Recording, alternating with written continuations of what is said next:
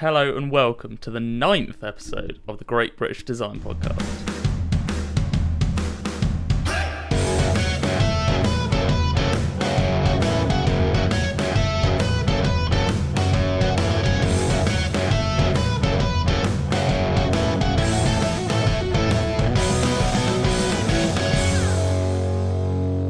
Hello, welcome back. We're here, the 9th episode of our little podcast we do. I hope everyone is well and still coping, although we are getting closer to being let outside properly. Fingers crossed. Good. Yeah, we're getting there. Not in Europe. Yeah, that is true. Okay, I may have just lost some viewers. That's fine. But this week, we're going to talk about all the different sort of softwares that a product designer may use in their work, what things we covered at university, and other sort of things that are around that sort of topic. So, first things first, I'll start with Andy. What have you been up to this week? Hello. Not a lot, honestly. So, last week, you might remember I had a little... I said about my new little project, about a T basketball hoop, T flinging in mechanism situation. So I've looked into that a little bit, not as much as I would have liked. But I'm thinking about doing it like a catapult mechanism, like a mangonel. Just because I like history and I think it'd be really cool. But this is getting more and more ridiculous, but I like it. Oh, it is. I listened back to the last one earlier, and I was so hyped.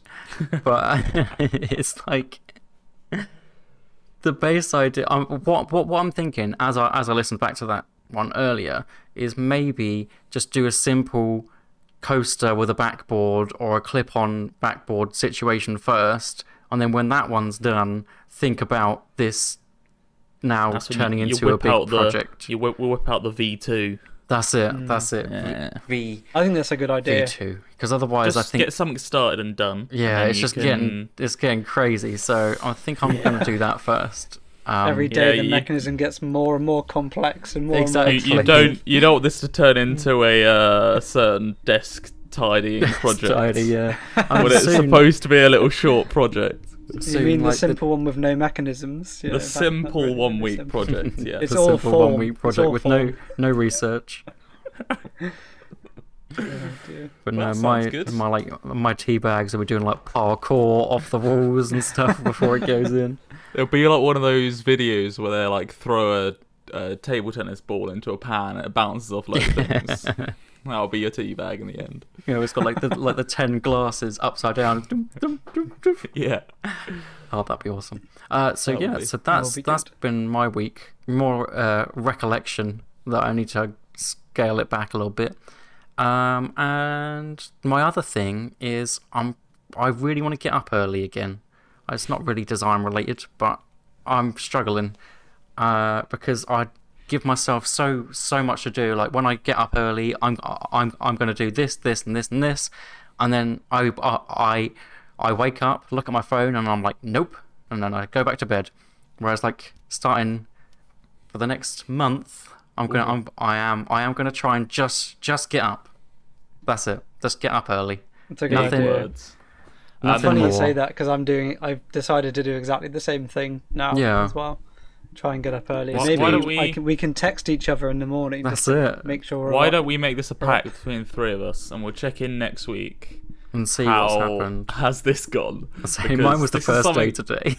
Yeah, we all would like to do this. I think. What have time? you guys? Right, what? I want to get up at 5:30. Oh Jesus Christ! I got up at 6:30. 6:30. I could get up at 6 probably. Yeah, I think it's 5:30 is the goal, but it's a long way off yet. Because my alarm now is at 6:30, then I lay in bed till 8. Yes, that's exactly what I do. So I wake up very early to lay in bed for an hour and a half. So but if I just got out of bed at 6:30, that'd be quite nice actually. But yeah, that's the aim. Have you guys sort of tried to do this before? Do you have any quick tips that might help? I have before. I used to do it constantly, and honestly, in the summer, it isn't that bad. because once you're up, like, well, at least for me, once I'm out of bed, it's absolutely fine. So when it's the summer, it isn't cold. You just get up, you're up. Whereas the winter, it's still freezing cold, and you just get up and you're like, oh, I just want to sit in bed. It's like you get up and you do whatever you need to do, and you end up going back to bed. Yeah. It should be getting a lot easier. It's getting brighter in the mornings. And... So I think if you nail it during the summer, when it gets back to next winter, you'll still be in the routine, right? There's no way you don't got this. I mean, I was last year, and then they hit us with the lockdown. Yeah, that kind of ruined everyone, didn't it?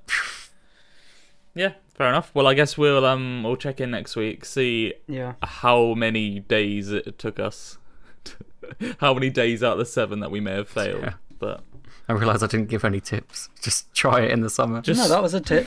You do it during the summer. If you want to try it in the winter, wait 6 months. If you don't do it by the summer, you're screwed. Just wait a year. Oh dear. Well, Nick, what have you been doing this week? Wow. I got a new job last week. Yay. So, new job, should be good, and still allowed to do freelance work on the side, which is nice. Bit of a negotiation, but they seem happy with it as long as it's not within the same industry. And that's leading on to why I want to wake up early as well, because my new hours are 8 till 4:30. Oh, same as and me. I cycle to work, so that's like a 30-40 minute cycle. And then I have the same kind of mentality of I want to get all this stuff done, and when I get home from work or even in the evening, like I can't do it. I just end up putting it aside and not doing it. So I thought if I can just do these things in the morning, and they're just things like read a book, like I want to read more, I want to sketch every day and things like that. So it's just kind of like simple things that I can do for like 20 minutes in the morning, and I don't need to really think about it. So that's kind of what I want to do, waking up early, just kind of read, sketch, whether that's all, it could also just be an audiobook or something like that. So that's been pretty exciting. I've been kind of doing some more research into the company and what my roles would be, and got to do the contract, but yeah, anyway. And I've done a little bit of work on the old desk organizer. Yeah, a little bit. Still, what was supposed to be like a 3-hour project has turned into a long 5-week project. Yeah, but it's also, the project's evolving now. Okay, the project's changing a bit, because I'm now thinking that I want to take this into work with me. So I've got more space, because originally I had constraints of like, okay, it's got to fit under my monitor because I have a small desk at home. So I had that, like how high it could be, and now I'm like, well, I'm gonna have a nice big desk. Let's kind of swap it up maybe and change the constraints. And you could have 2. I could do 2. I could do 2. Stick to 1 first, but you could do 2. I've not even done 1 yet, so let's.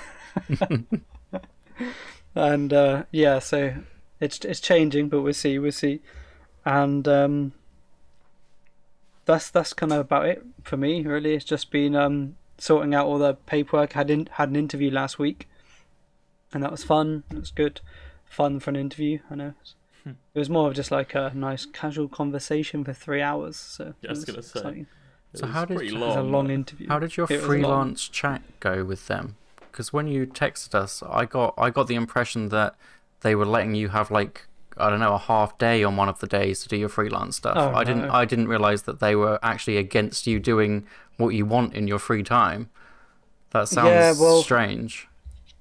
Their only reservation was mainly just that they don't want me working like 8 hours and then come home and then do like another 8 hours, and then I don't actually have any time to relax, essentially.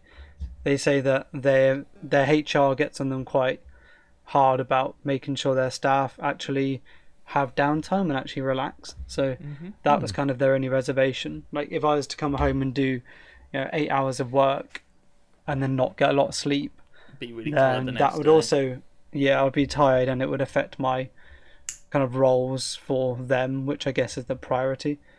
That's quite So interesting. that was kind of the only reservation. Yeah, I didn't think And there'd as be a long as I'm problem. not working for any competitive companies or anything, that's another thing. I mean, that one makes sense. Yeah, that makes sense, of course. And they quizzed me quite hard. They're like, "You're definitely not working for these companies, are you?" It's like, I'm definitely not. Okay, like yeah. what more can I say? Like, I don't work for them. And Treating you like you're a spy or something. honestly, like they wanted to show me around like the showroom and everything. And before they did, they had to get my confirmation like 3 times. They're like, just checking, you definitely don't, do you? I was like, no, I definitely, it's not changed from from 2 minutes ago. I definitely don't work there. I definitely don't work in any of these companies. You're fine, don't worry. But that was That's quite interesting. funny. And yeah, that's about it for me. What about you, Harry? I've got back into trying to have some sort of organised exercise schedule. Trying to mix it up from what I had been doing the past lockdowns, because I was just not doing it because it had been doing the same thing It for a gets year. boring. Yeah, with no equipment basically. So I'm trying to get back into that, which feels really good actually. I feel like I've had a lot more energy this week because of it. That's good. Yeah. As for the 3D printer project, I've done little design work on it this week because I'm actually waiting to get paid to then buy all the components for the next part of assembly. Spend all your monies. Yeah, spend it Yeah. all as soon as it comes in. The classic. But I'm gonna do the X and Y assemblies. That's like all the motors and belts and stuff. I'm gonna put those together, make sure it all works, which will be nice. And then I 3D printed something. When was this? Must have been Monday or Tuesday. And the quality was just not even close to where it used to be. So I decided to like fully strip down my 3D printer entirely, do a deep clean of all the parts and stuff. I actually wanted to do a change out of like the nozzle and some other bits. I can't find those parts where I put them a year ago or 2 years ago Oh, no. anywhere, so I might have to buy some of those as well. But I did like a full like almost service of the printer, and it looks clean now. We'll see. But what I actually decided to do as well was update the firmware, because I hadn't done that since I got it, and I got it in 3 years ago now, probably 2.5, 3 years ago. I was like, that's probably some new firmware, and there has been. It was only a few months ago in the newest firmware, so I decided to do that. But it is an absolute nightmare to do. So I had my 3D printer in bits on my desk for like 2 days, as I just couldn't find the right way to do it. And it was another one of those things that because I'm not really good at like programming stuff, like it was one of those things where you're like trying to like compile this code, and then it just has an error, and it says like this error, which I'm sure to some people is very obvious what it means, but then that's like an hour of googling what the hell do I do to this error. But yeah, it just happened to be that the CR10 Mini, which I have, is one of the ones which is like less sort of covered in terms of like support. So I had to go back in the archives to get some of the actual firmware files for that, which was a bit of a pain. But Yeah, that's irritating. yesterday I actually got it all back up and running, and so this week I actually think I'm gonna dial in the settings again, get and 3D print some upgrades for bits and pieces, and maybe just buy a few upgrade bits because it's stuff I never did when I got it. So I think I'm gonna do that and get that good to go, and then I guess start, when I'm happy with it again, I'll start 3D printing all the parts for the printer I'm making. Just because right now I don't know what had happened. I've been moving it around the house, all sorts. So I guess it just needed a full like reconfiguration sort of thing. Yeah. So. But yeah, that's bits that took some time. Outside of that, I do some leatherwork stuff, and I want to try and get back into doing that more. Try and potentially sell some stuff on my website, That sounds good. or at least on Etsy. I haven't really decided yet, but I sort of want to get back onto that. As that's a really nice sort of, because I'd been feeling burnt out a bit, or at least I wasn't really slowing down. I was working enough, but I wasn't really having a break. And I find the leatherworking stuff a really nice thing to do that's completely unplugged, and I can just sort of chill. I guess there's that's what no I'll be doing. technology involved, is it? You're just kind of I just relaxing. Yeah, I away just from craft. put on screens. I just put on some Yeah. music and then just make some stuff, and it's really relaxing and nice. So I feel like that's pretty necessary sometimes, especially when I'm sat in this chair for my work hours, and then I sit here designing stuff on my free time. Like, I think it's one of those things that I just sometimes Definitely. I didn't realize it, but I need to sort of switch off at some point. So that's what I've sort of been doing, I guess. Just Oh, that sounds good. Cool. and what I plan to do next week is that. Yeah. That's ideal. Yeah, so shall we go So we into jump our in. topic? Yeah. Jump into the topic of the week. Topic Please. of Topic the week. of the week. Oh dear. We will make a jingle. Yeah, No, actually, I'm not making it. we I'm will not make a asking my jingle. friend to make it either. actually something that I did see at this week is there's this bacon show that's stolen our intro. It's really weird. Oh, really? Yeah. Seriously? Welcome to the Great British Bake Off. Couldn't believe it. Couldn't believe it. Unbelievable. We're 9 the episodes hell? deep and someone's already copied us. I think we might have to sue them. Sue them. you Yeah, know? start writing someone up, Nick, I think. Excuse me. um, Does anyone want to start on our little topic here? You go. You Go go. for it. Go for it, Me, Harry. oh good. Yeah. Jeez, Yeah. guys, Lean that's down the good. bottom. So we're going to sort of talk about what softwares you might encounter when you're doing some design work. Primarily, we'll start with a basis of what we used at uni. It's a pretty good covering of all the sort of topics and things you might be asked to do. This probably won't cover some of the very niche sort of design softwares. This is going to be generally for what you might be asked to use for some product design, potentially engineering side of stuff, because I'm probably going to cover some things that I used on my masters as well. But I guess we just jump straight in, and we'll talk about the sort of areas of design that different softwares are used. So Yeah.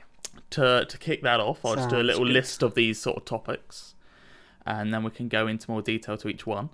But we start with 2D Yeah, design I think softwares. that's good because that was like one of our first lectures, I believe, was on the drawing tables, and you had your two different pencils and your big ruler and your Oh, yeah. little sub rulers and Yeah. all sorts Physically of stuff. having to draw. 2D design is technical generally drawings. for just pure technical drawings. I mean, Jeez. realistically, I don't know how many companies these days actually will use stuff like AutoCAD to do their full technical drawings, as they're all linked to 3D modeling softwares now. But I believe do you use AutoCAD and things like that, Andy, for things that aren't just technical drawings? I do, yeah. I use them for layout plans mainly.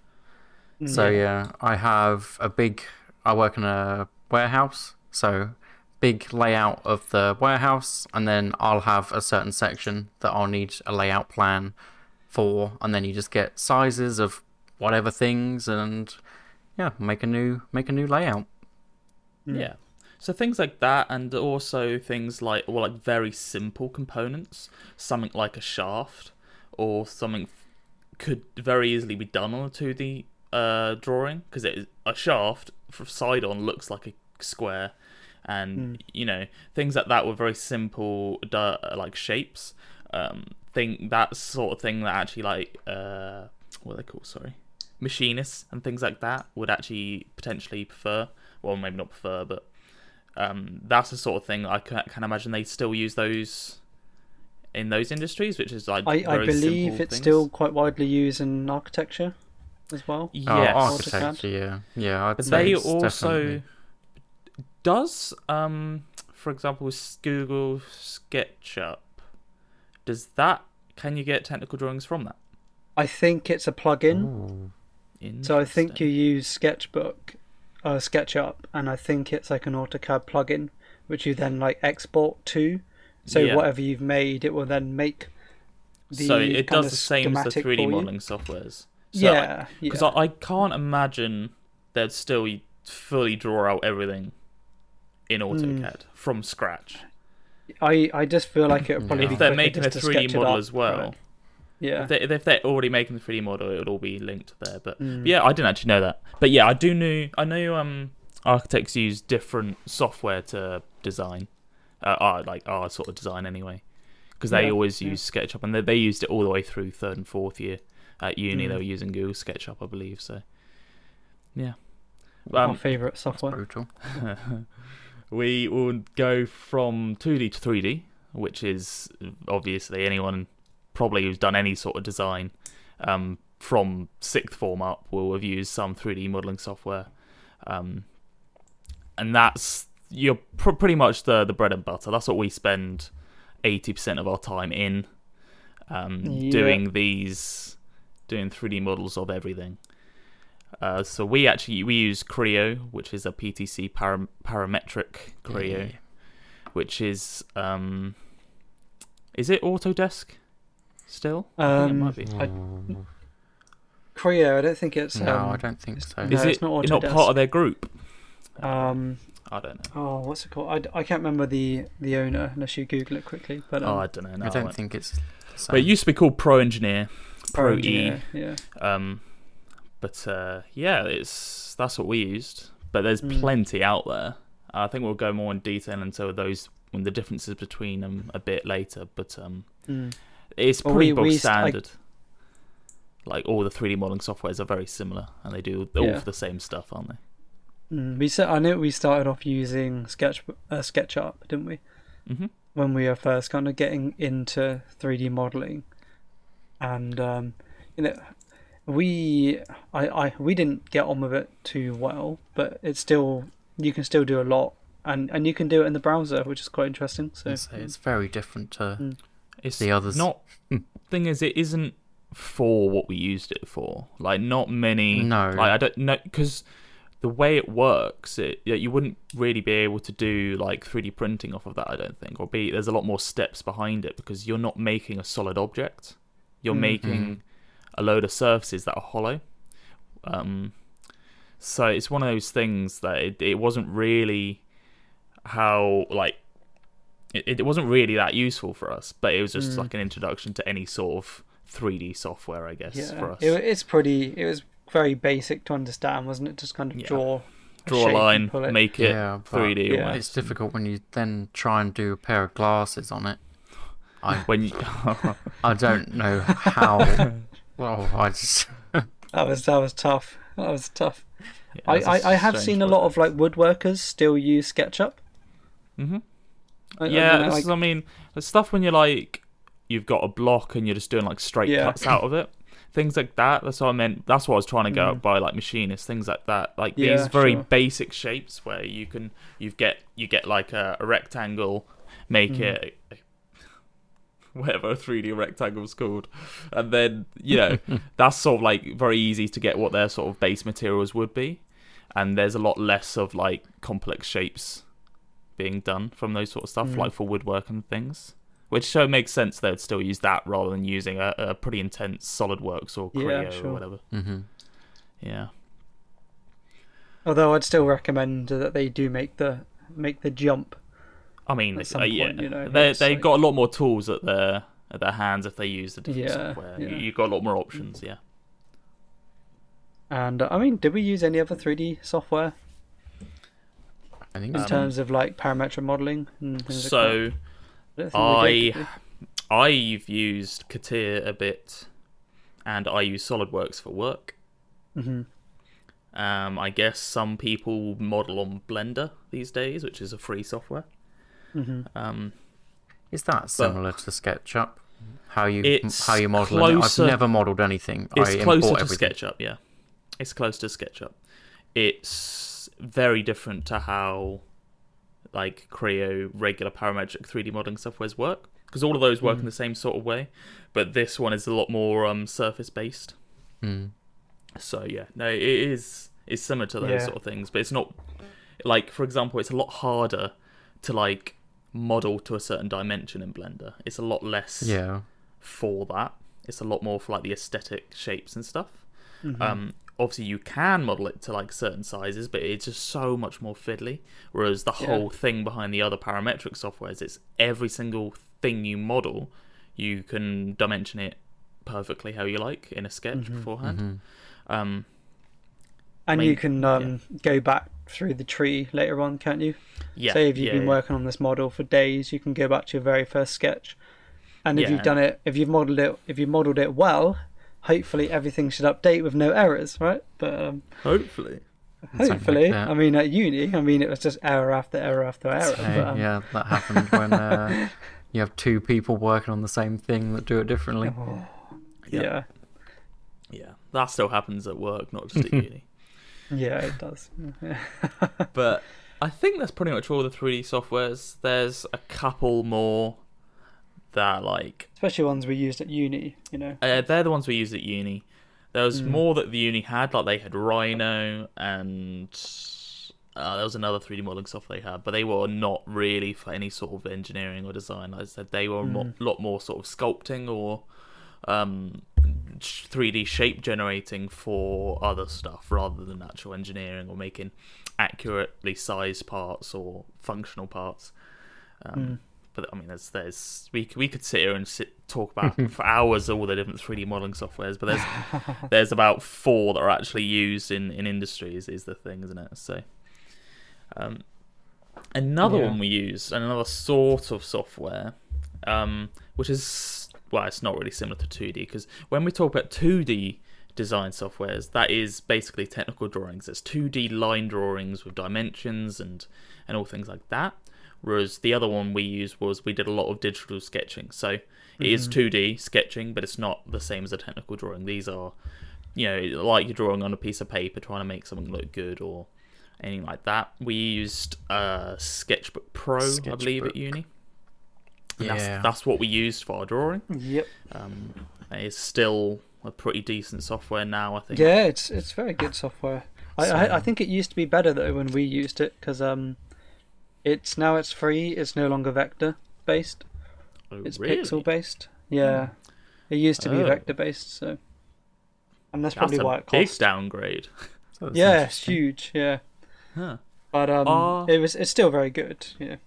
Is the competitor ones like Procreate and that, are they vector? No. I know that Adobe Fresco has vector and pixel, which is nice. Okay. So there might be But, a Procreate way to do it, but not that I've Yeah. come across. Right. Do you want to describe the difference between pixel and vector digital sketching? Zoom in. One's Yeah, I mean, blurry. I guess I can't go into it technically, but No? it's obviously made Is up that- of is that- small little is pixels, that not I right? guess, right? If you Well, zoom in on one, and when you zoom in, it's but it's blurry. so it's blurry. when you're and then the other drawing- one's smooth. when you're drawing on a pixel-based drawing software, you have a fixed amount of pixels, and when you zoom in, the pixels just get larger and larger because you're zooming in on the actual pixels. So you've got some pen that covers these pixels. It'll get bigger and bigger and bigger until, if you zoom in enough, where the pixels are actually the size of your screen, you'll then see there's a lot more sort of like jagged edges and like where your pen is only on that pixel and it's a square of your color. So that you'll get a lot more sort of artifacts when you zoom in on a pixel-based drawing software. Whereas vector-based, it actually doesn't measure it, but when you draw a straight line in a diagonal, it'll go, this is where it starts in relation to the canvas, and this is where it ends in relation to the canvas. So however much you zoom in, you're not zooming in on the pixels. You're actually just zooming in, and you're just getting closer and closer to the line. So the line's getting bigger and bigger, but the pixels stay the same size. And it's just remembering the positions of the lines you draw. So the best thing about this is, yes, you can zoom right in and get right into the action of stuff, and things aren't really pixely and horrid. Obviously, And to I know, some- like to some on limits. Photoshop, you can also go back and change the kind of path as well. If you use the pen tool, for example, you can edit the path and it automatically updates. Yeah, Which is so I mean, interesting. the vector stuff here is a lot more useful, but it's how you basically can do really detailed stuff and things don't really get pixelated, and why a lot of these like logos and stuff you can blow them up massively because they're not done on pixel based stuff, they're done on vector based stuff, so you can basically blow it up however big you want. So that's very interesting that what we use at uni is no longer vector based, because that's what the whole unit was about, doing vector based drawings. So but yeah, that's. But I mean, it's what you think it is. It's exactly the same as drawing on paper, with the added benefit you can go undo, and you can also have layers and separate your drawing in layers, so you're not drawing over stuff if you ever want to rub stuff out. So it just is a very useful tool for drawing. And I'm very jealous I can't do it yet until I get an iPad. You can with a mouse, just like Well, we did at uni. That's how we did it. We had a mouse. Yeah, that's a good point. There Very was good point. there was 2 tablets, I believe, for a class of 40. I never got to go on one. And then they're the tablets where you have to. They were like the bamboo ones, so there wasn't a there's no screen on board. Oh, no screen. So Yeah, you've got to get look used up. to that, and that takes a long time just alone. And then you're fighting with other people to use it. So when we had to use Illustrator sometimes for design, we were kind of forced to do it, weren't we? I know for like our Crutches project, you're like, you have to do like an Illustrator sketch, and it was just so hard to use it. Just I cheated for that. yeah, I entirely I think cheated. I did as well. I think I rendered it in cartoon and keyshot. I got a render and then just traced over it. Yeah. It's like, hey, and I sketched it. It's perfect. Ticking a box for the coursework. Oh, endlessly just ticking boxes. Yeah, that's design coursework for you. Yeah. But But in terms of like, I guess you can sketch on Illustrator if you wanted to use a vector-based software. Yes. That's an option. Yeah. But yeah, true. I mean, they're all do the same sort of stuff. It's just the tools that they give you to do them. Obviously, these ones like Sketchbook Pro, they're only for that. Whereas like Illustrator and Photoshop, these other ones, they are also there. They do all these other things. So it's like you sort of have to find the tools to do the stuff a bit. it's quite more. overwhelming, I guess. Isn't You're it? sort of sifting through all the image manipulations things and all that to get to just the things that make you draw a line. But they all do the same stuff. You can all get the same results from all of them, I guess. But as you were talking about that course, Nick, and we just mentioned Photoshop, the last one I had written down here is ones we did for things like presentations or portfolio pages, these sort of softwares to do that sort of work. So we did a lot, like some people use Publisher, Photoshop, Sorry, Publisher. PowerPoint. There's some PowerPoint fans out there, yeah. But they're all the things we sort of use to just sort of get any of the, I was going to say high quality work done. All your work should be high quality, but try and get the finished articles of work done, basically. Yeah, I would say that Photoshop, like in a lot of the jobs that I've kind of looked at in the past, it does kind of ask you for knowledge of Illustrator, but then it's weird that they ask for that, because I feel like Photoshop is certainly more widely used generally in most jobs rather than Illustrator. But that's limited knowledge from my part. I'm not sure. I have no input on that, as I don't think I've ever opened Illustrator apart from that with coursework. I'm going to be honest with you.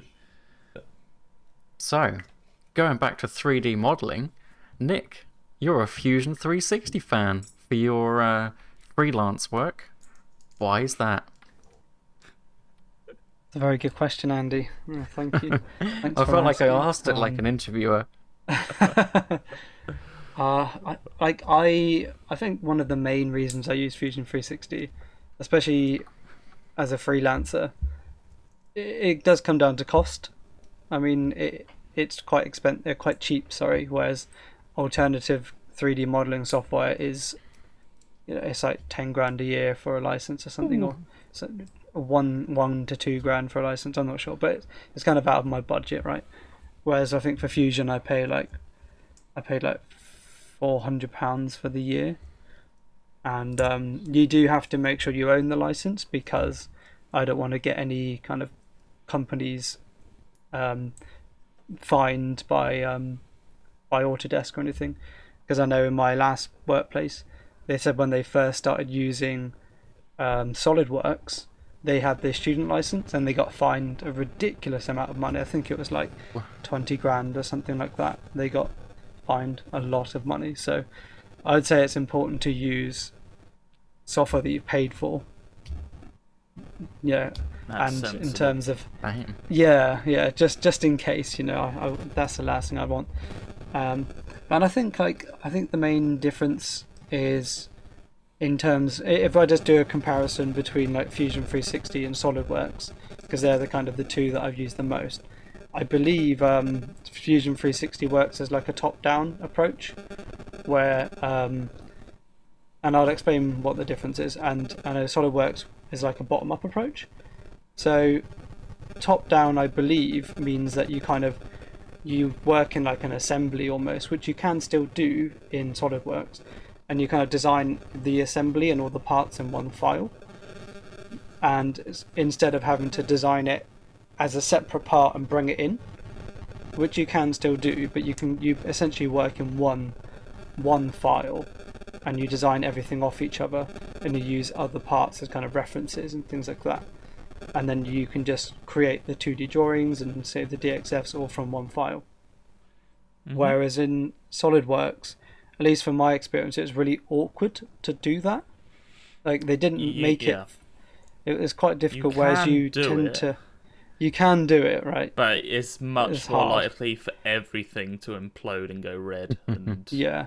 you get a lot 'Cause more you're potential referencing issues.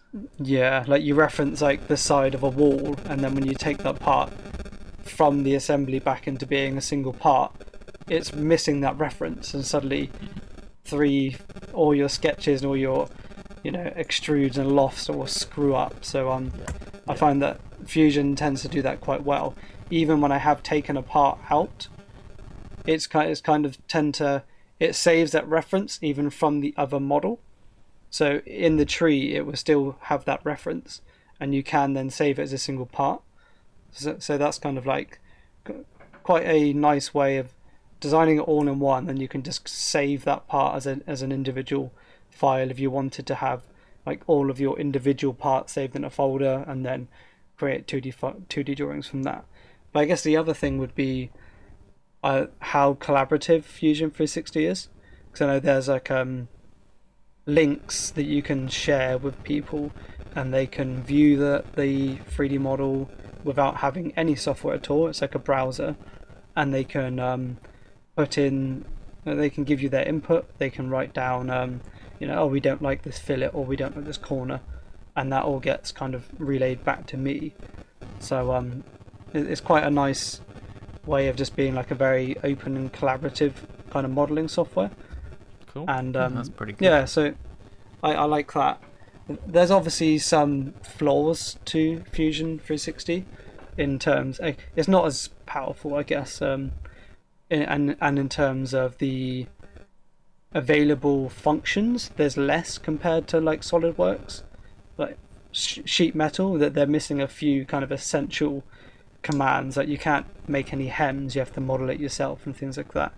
So there's a few basic things that are missing in Fusion, but I guess the main benefit is that there's always an update. So every week there'll be a new update, and they would have implemented a new command, new improvements and things like that, and you don't have to pay anymore. You're always gonna, as Fusion gets better and better and better, you're always just gonna have these additional functions and improvements, right? Whereas these other softwares like SolidWorks, you get 4 big updates a year, and then you have to buy the next year, and that's like another. I think you get like a benefit of having the previous one, so you get like a reduction to upgrade, some kind of discount, a reduced pay, discount. But generally, you get like, if there's a big bug, that won't be resolved until like one of the quarterly updates, which is kind of a bit irritating. and then once the 4 updates are rolled out in the year, you then just have to upgrade. So with Fusion, it's all cloud based, and if there is a problem, it's likely to be fixed pretty quickly generally. So that's kind of why I like Fusion. And there's generative design, which is really, really interesting and a whole nother beast. But one thing, sorry, I don't know if you mentioned it. Was it like, because you can do like a lot of stuff on the cloud? Yeah. On it. Yeah. So that's actually really good for people who don't have as powerful computers that could, all the other major softwares, they don't have that option, and then you're stuck to using your own computers and processing power. Whereas you could actually do stuff like renders, and you can queue up multiple renders at once if you don't have access to another rendering software. Well, you could get Blender because it's free, but who knows how to use Blender properly. But you can the rendering on it is actually really, really nice, because you can queue up like 15 renders all using the cloud's like power, and it just does it. Like it doesn't slow down your computer, which is really nice. So that's actually a really, really big pro for especially people. I guess it's the people they're targeting, the people who are just starting up businesses or just basically doing like what you're doing. They don't have that much money to do other stuff. If you can't afford the membership for the other softwares, you probably don't have a top of the line computer either. So it's all those things that all help these sort of new people in the industries. So it's really nice. You do need to purchase cloud credits to do these cloud renders. Yeah. And depending on like the level of finish you want these renders, it costs more cloud credits. As a student, you get unlimited cloud credits, which is nice. Right. I didn't realize. But once you have to actually purchase it, I think you get given 100 for free, and then I think like just a bog standard render of like one image render, no animation or anything. I think it's like three credits. Okay. So I mean, one. So, even if you have to pay for it a bit, like you still have the option to do that. Like if you needed a couple of really high quality renders and you don't think your computer could handle it, then you could do it on the cloud. Yeah. There's the option for and that, also, which is really nice. Yeah, like one day when we are allowed back out, if you wanted to just take your laptop, go sit in a cafe, because it's all cloud based, you have all your files there. Perhaps you save all your other files on like a Google Drive or something, but everything's on the cloud, so you can access everything. You don't need to bring another hard drive with you and anything like any additional bulky kind of objects. It's just all online, it's quite handy. No, that is nice. Like we do take the mic, but it's actually a really good software for what it's meant to be for, So yes, that's good. I think a recent addition is the ability to do like PCB boards and things like that, and it's all it's all kind of together with your assembly and your parts, and the language of it is really good. I made that noise decent. as if I know how to design a PCB board. No, I'm not a clue. Absolutely not. I mean, I have no idea either, but yeah. So, I mean, it's kind of like a all-in-one package for a reasonable price, and as you said, I guess targeted towards startups and people with maybe computers that aren't as powerful. It's quite a it opens it up for a lot of people, accessible software, and it does a lot. Yeah. So I guess the other two main ones for 3D modeling for us to talk about are the other two, Creo, which is, like we said before, the PTC package, and also SolidWorks, which is like the industry standard. They are so similar. Similar, and yet no companies seem to ask or know what Creo is. Yeah, that's very a strange. shock. I feel like they remember the name Pro Engineer. That's kind of what I got. I now like, put Pro Engineer PTC package or whatever. Yeah. Maybe I need to do that. Put it in At least put And I Pro guess Engineer, yeah. The people that own Creo is PTC, right? As well. Yeah. Potentially. Is that right? Yeah. I'm not actually sure. Who knows? I think that's who I get emails from. Yeah. Yeah. Just going back on what sure. we were talking about earlier. Yeah. The they're both so similar. They both do the exact same stuff, and they both do it in very similar ways. There's some things that some are better than others. I think. I mean, I'm a lot better with Creo. It's the one I learned 3D modeling on. But SolidWorks, everyone seems to say, is easier to use. I disagree because I do things the way it should be on Creo. But that's just me. But I do think a lot of the stuff on SolidWorks is probably easier to understand. For example, they've got the extrude tool. They have split up between cut and boss. So you're either making or you're cutting away or you're making. Whereas on Creo, they're the exact same thing. Yeah, and that's just easy. So, I mean, for us it makes sense. You just press a button.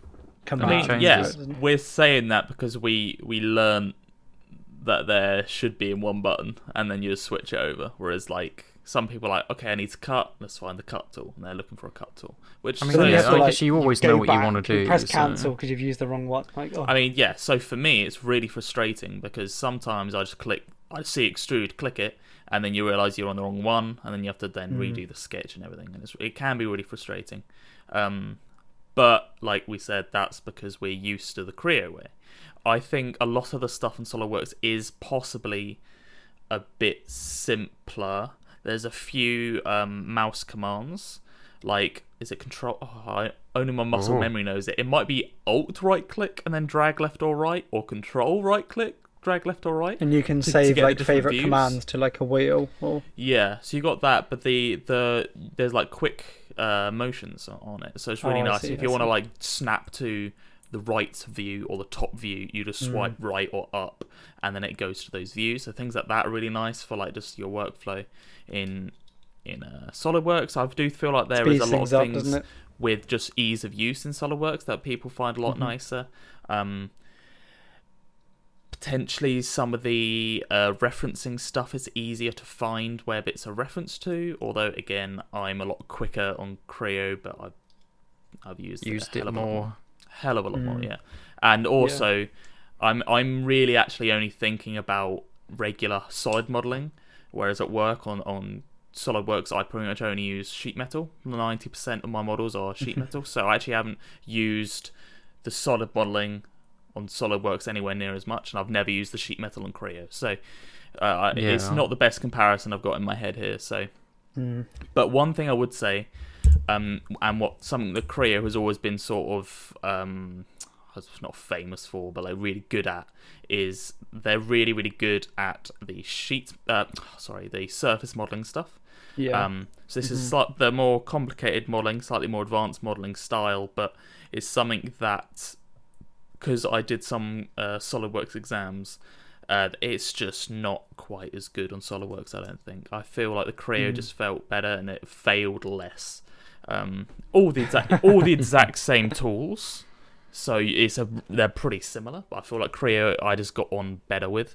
And another thing I feel like Creo is really, really good with when you compare the two is the assembly stuff with you can add mechanisms in and do analysis stuff inside Creo, which is really, really, really good. So for example, I used it just earlier. I was testing some stuff with this 3D printer I've modelled. You can actually put in a functional belt in Creo and then have a motor spinning in Creo and have the machine work that out and then work out the stresses on particular gears. That's really all inside Creo. And that's a really, really, really good thing that you can actually have these kinematic movements and actual mechanisms working in your assemblies, which... I feel that you probably could do this in SolidWorks, but Creo, they've always had this sort of thing, so I think the functionality is probably a lot more there for the Creo side of stuff. But that's what Creo has always been sort of known for and good at, is the assembly side of stuff, and it's got a lot of stuff based in the Creo Simulate side of stuff, which is actually a different software you have to open separately, but it's sort of all within the package, which is really nice. So I think we've only scratched the surface of the Simulate stuff.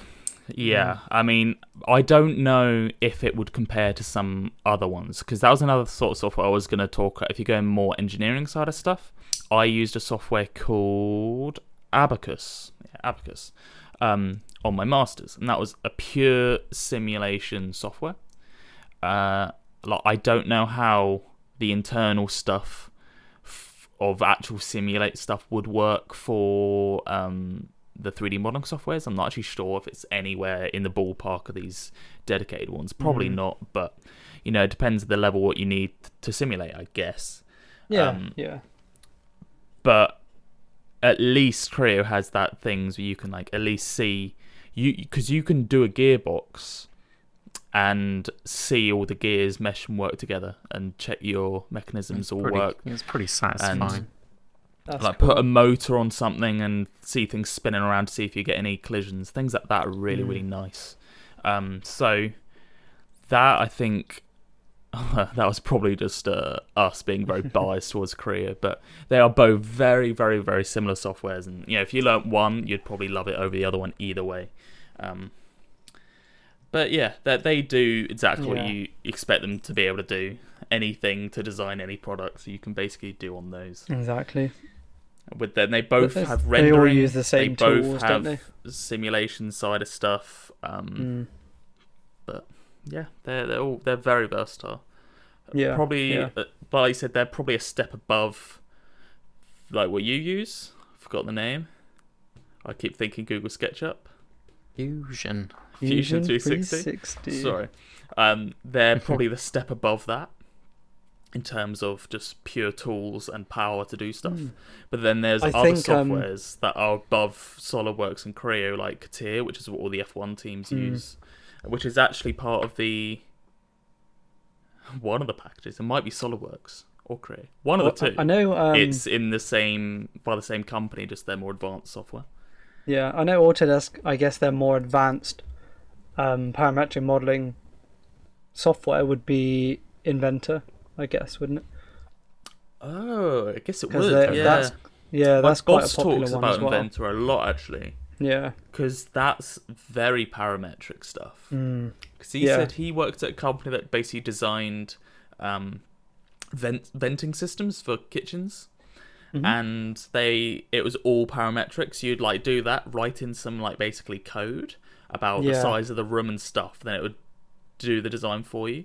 So I think Inventor's a lot better than other softwares for that sort of stuff, but it's a lot more sort of niche use. I That's guess. something that they have like implemented in Fusion.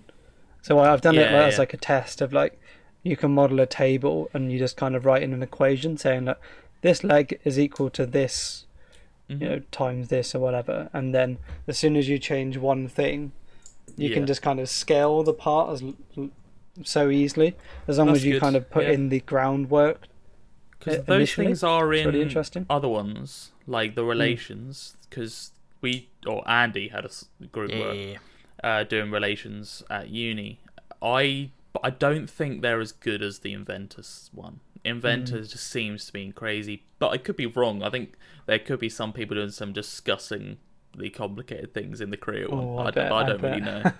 So it was just the things we did were pretty simple. It was just changing, I don't know, changing the length of something, changing the size of a circle of your sketch, and then it just affects the whole thing. But I mean, yeah, I'm sure you can get some crazy maths going on. Oh yeah. I know there's one thing that SolidWorks had, which I assume probably Creo probably has the same thing, and all these other ones that Fusion didn't, was when I was designing for stamping. Like, I was on YouTube. A lot of people just designed the stamp in like a basic way, and then you basically use that to just stamp out a piece of sheet metal, and it kind of made it for you rather than modeling it, and it seemed to be a lot easier. And sure is. you can't think really. I've ever tried. It seemed really quick, and it's not something you can do. Like, you couldn't like stamp something out in Fusion. You just had to model the part as it would have been stamped. Whereas in these more powerful softwares, you can just make the die, right? That just kind of you get like profiles for stuff, so you can download the actual like stamp head profile, and then you can then just basically place it wherever you want in the model. Mm. Yeah, things like that are quite nice. That was stuff we covered in one of the exams I did for SolidWorks for sheet metal. That's cool. I cannot remember the name of the actual thing, but it's basically like, you know, when you see like normally on like PC cases and stuff, yeah, you might have like a cut and then a bit like folded out, stamped out. That a lot of stuff of that is all done by Profiles because it's a standardized shape. So anything like that, yeah, you get a load of profiles and you can then just put them wherever you want on your model. But yeah, things like that, I guess the smaller softwares may not have. But again, the people using them probably wouldn't have as much of a need for that. No. Because that Exactly, generally exactly. comes a lot more sort of big industrial equipment. Yeah, 100%. Yeah. I feel like it's got your basic like CNC and hobbyist, I guess. Like if you're a hobbyist or a small company. Yeah. I guess I don't know if you have anything else, just anything more to say about Creo and that. I know that there's loads of other alternatives. I mean, I know I'm we using can Solid talk Edge about- soon, but We can talk about Creo for years, but yeah. no one wants to hear that, I don't think. Go for But the rendery boys. Yeah. Mm-hmm. Well, I guess I will say that once you kind of learn one, it's just different names in different softwares. You end And up unfortunately, you just get looking for the recruiters that buttons. don't. Yeah, recruiters don't seem to know that. They're like, oh, you don't know Yes. how to use this software. It's like, yeah, but this is I The think same. this. I like, said it's this exactly the same. I said this to you in the job, getting a job one, where I just Yeah. put that I had 3 years experience in SolidWorks and I'd never touched it. Yeah. And I had to do a test in the interview, an exam, I guess, in the interview, and it was like, I'm just modelling something normal. I just had to hover over Yeah. the buttons to work out what one was which, but they See all what it they all do said, the what same it's called. stuff. Yeah, Yeah, it's it's so annoying. Like I may not have even got an interview if I'd said I didn't use that software. It's so Yeah. That's the annoying. problem. But hey, yeah. yeah. So do you want to talk about what rendering software we use then at uni? Yeah, I guess let's go on Yeah. to rendering, right? So we were So I know. Keyshot fans Yes. at uni, weren't we? Keyshot Pro. We had Love. access to one of the most expensive programs there is, and very powerful. And Very good. Yeah. what I did, I don't know what you guys did, but what I did is I uploaded my model, imported my model, sorry, found a bit of wood, slap it on, hit the render button. And that was Maybe a change the grain sizes a little bit. No, 'cause no, sometimes no, they're no, didn't know massive. how to do Not that. not to start with. you Not guys. None of those, not yeah, that's to a good start point. with. That's a good But point. to later start on, with. yeah, but oh my god, to start with, it's such a powerful program and made it just some horrendous looking Some of our- objects. And I guess on that, obviously, on our first year, we used SketchUp, right? And we had to design like the most ergonomic, the most like aesthetically pleasing products. No, what's the word? Very Like curvy and Organic.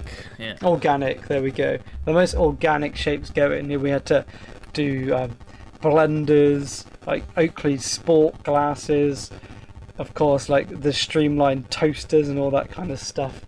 And and we were using SketchUp, but luckily, Fusion. No, let's get off Fusion, Nick. Damn it, get off Fusion. Keyshot. Keyshot makes everything look good. So even if you've done like a shit render, you Yeah. can duck that.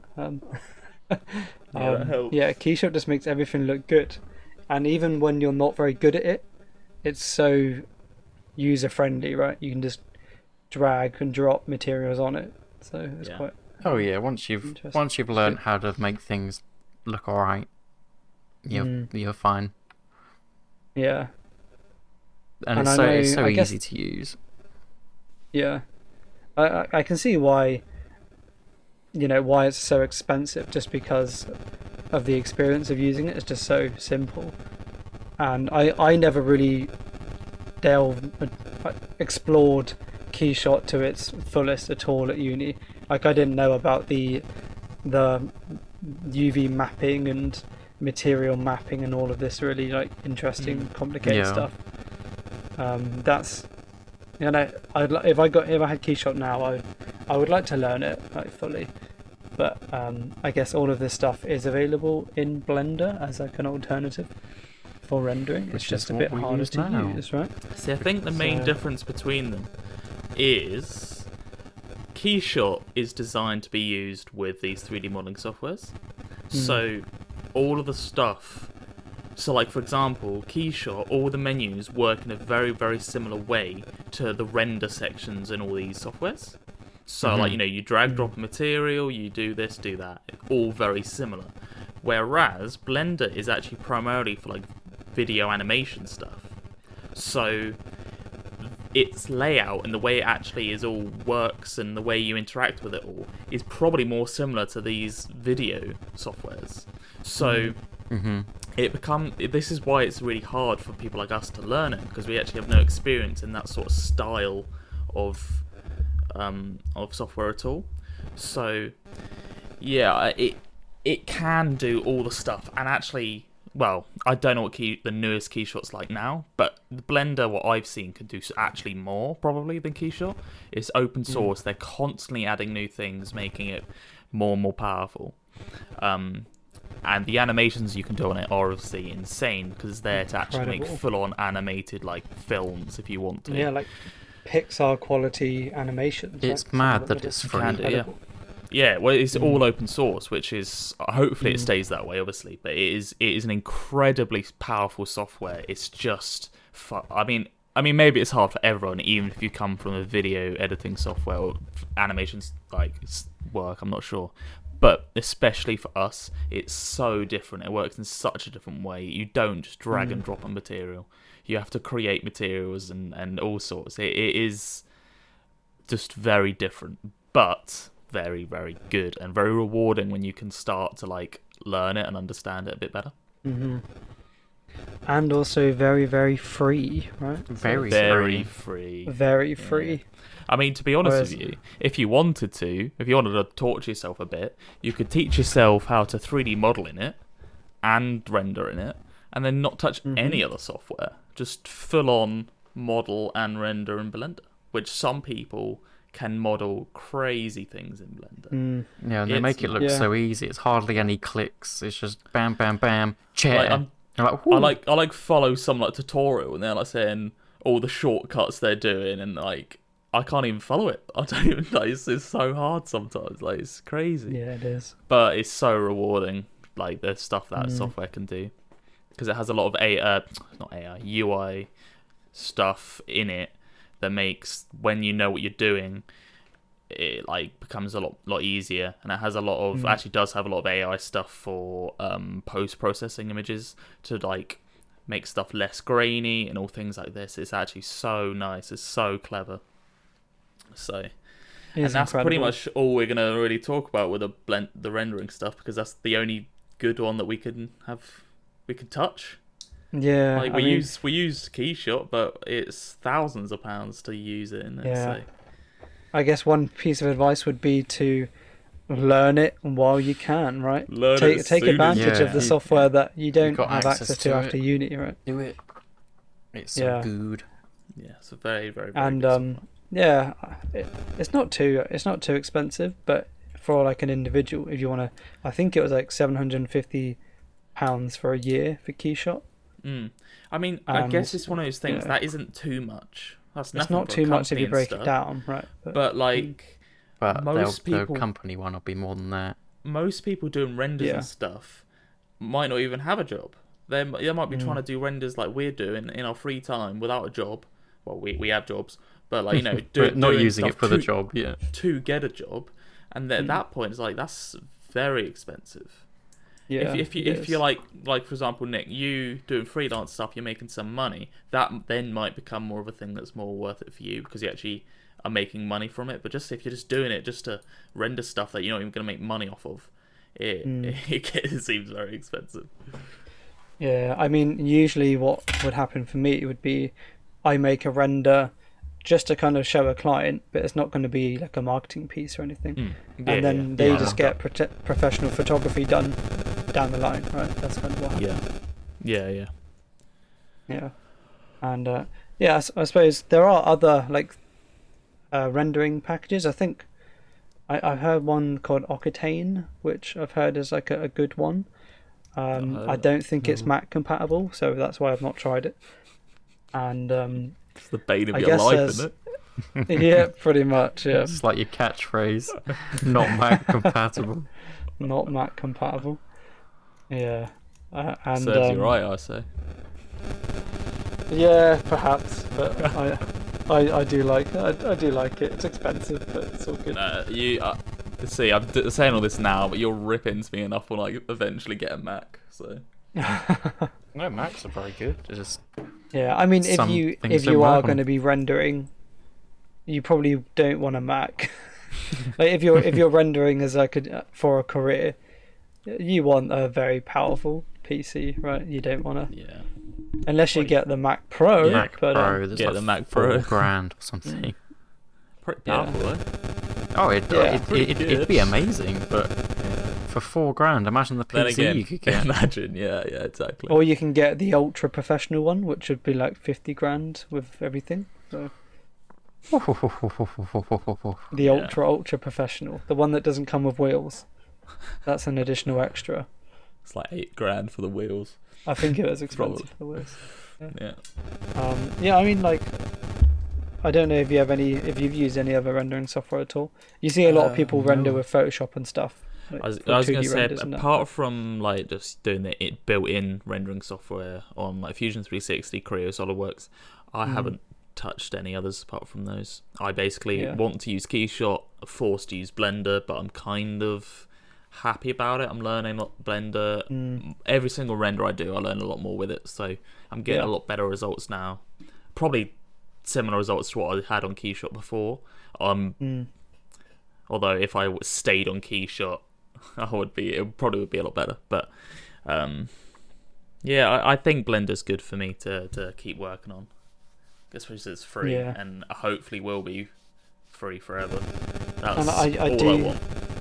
Yeah, I do think that when you do learn the mapping side of rendering in Blender, I'm sure that would be transferable across to Keyshot if you ever did use that in the industry. I mean, I as think well, like creating material side of stuff is all going to be very similar. Yeah, Yeah, I I imagine think so. so. I can't imagine they'd mix it up from one to the other. That just doesn't seem... Yeah. Because there'll be all very similar people working on the same softwares for that sort of aspect of it, right? Exactly. You'd imagine exactly. so. Yeah. I'd never really looked at that in Keyshot, so I can't really compare the two. Yeah, there's some of the renders you Google it. Some of the renders are just beautiful. It does make you just go like, oh, Well, I when do like. render, You you're can like, see the is that appeal a of render? rendering on Or is that Yeah, that's the thing, product yeah. photo? Is that a render or render? real. Yeah, Yeah, yeah, that's a goal. yeah. One day. I'll get there slowly because I just can't sink as much time into it as I need to get photorealistic renders all the time. Yeah, yeah. Because it'll take so much time to learn that, to get to that level. I know my new job uses Keyshot for rendering, Very nice. but they say they use it mainly just to kind of put it in situ and then show to the higher ups to kind of get them on board and kind of yeah, So That's see if you get- can bring your work get people laptop motivated. home. So, yeah. So true. hopefully I'll be learning it soon. So No, getting nice. back into it. So fingers crossed. I'll be very jealous. Definitely. But do we have anything else we wanted to talk about? No. I think I we've feel like covered it pretty well. Yeah, I think we've rambled a bit. I think of course. of course. I think we could probably go on for hours talking about Yeah, software. but to no be honest, one, but it would no just one be- wants to hear us No talk one about wants to software. hear it. Yeah. No, unfortunately not. So yeah, wrapping Cool. up. Yeah, so I guess that's everything we wanted to talk about. We sort of covered all the software we use and then some alternatives and differences between those. They're pretty much sort of what you'd expect you would need for design. There's probably like 4 sort of main categories of stuff you might be touching. But yeah, I think that's sort of, it doesn't really matter which particular one you're taught at uni, because you just need to make sure that, you tell the people that are going to hire you, that there's transferable skills in all of them. They all work in the Exactly. same way. So there isn't really a better software over the other, because you're learning all the same stuff and can get all the same level of work from each of them. Exactly. Yeah, I think that is everything from us. Unless you two Yeah. had anything else to add, any closing thoughts? No, nothing to add. Thanks for No watching. thoughts. Thank you for Okay. watching. That's I it. don't think Listen I've it. got any Thank you closing- very much. Downloading. Cheers, people. Thanks Bye-bye. for watching. Bye.